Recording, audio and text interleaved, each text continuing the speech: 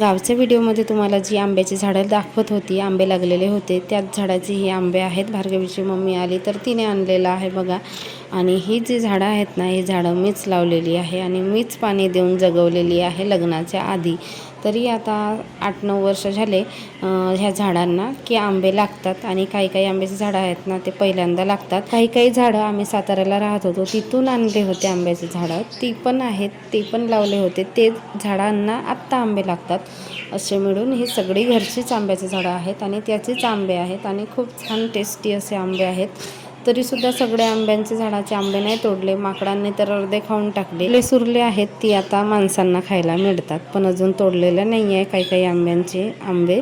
आणि मस्त असा आम्ही आमरस बनवला होता दुपारी. मग संध्याकाळीसुद्धा तोच आमरस झाला आणि संपला होता म्हणून दुपारी दळण करायला घेतलं. गहू पण पाकडले मी 3 पायली नीट करून घेतलं आणि 1 पायली तांदळाचं पीठ, असं मिळून मी 4 पायली पीठ दळायला घेऊन गेली होती. तांदळाचं पीठ बी ऐन वेळेवर संपला होता, वडे बनवायचे होते. त्यावेळेस मी बाजूच्यांना पहिल्यांदाच मी पीठ मागितलं होतं आणि मला ना मागायला इतका ऑकवर्ड होत होता, पण मला आहेच असं वाटलं. आणि मी डाळ वगैरे भिजवली होती, बघितली नाही, पण वेळेवर काय करणार, मग मागावं तर लागेलच. मग त्यांचं पण पीठ द्यायचा होता म्हणून मग मी तांदळाचं दळणसुद्धा करून घेतलं. गव्हाचा केलं, दळायला घेऊन गेली संध्याकाळी.